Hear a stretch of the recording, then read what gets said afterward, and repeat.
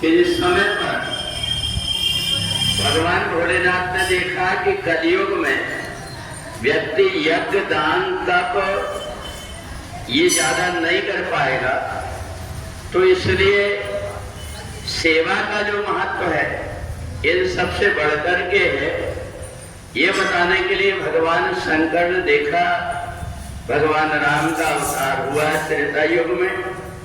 भगवती पार्वती से कहा कि मैं पृथ्वी लोक में भक्तों को सेवा से क्या फल मिलता है बताना चाहता हूं।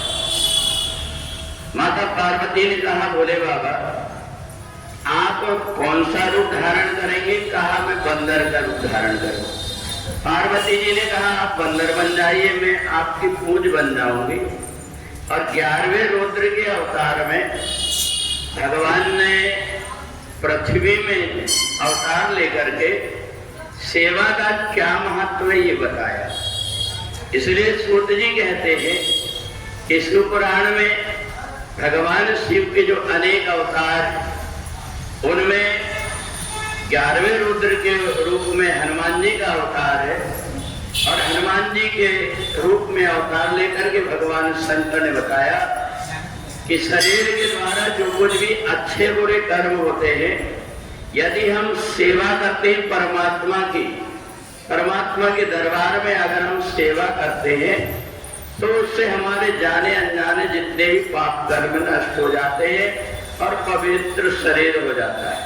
तो इसलिए यही दिखाने के लिए पर सेवा धर्म में सबसे सेवक धर्म कठोरा।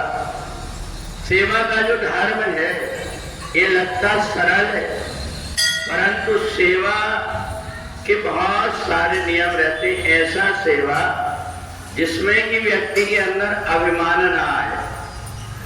अगर अभिमान आए तो मैं सेवक रघुपति पति मोरे, अस अभिमान जाए नहीं भोरे। सेवा व्यक्ति अगर करता है, माता सुमित्रा ने भी लक्ष्मण से कहा बेटा राग रोष ईर्षा मत मोहू, जन सपने इनके बस हो।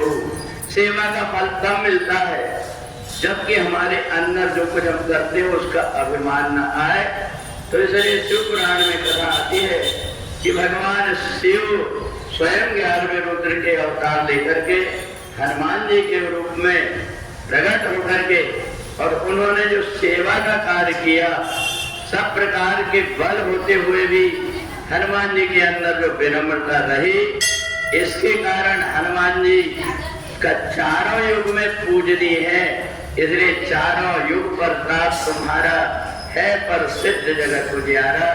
तो इसलिए हम देखें बड़ी बड़ी जगह पर अपने पद की गरिमा को एक तरफ रख करके व्यक्ति सेवा इसलिए करता है कि शरीर के किए हुए कर्म सेवा के द्वारा ही पाप और पुण्य में बदलते हैं। तो इसलिए जो व्यक्ति सेवा करता है उसको इस संसार में आकर के पाप से मुक्ति हो जाती है। बोले सच्चिदानंद भगवान।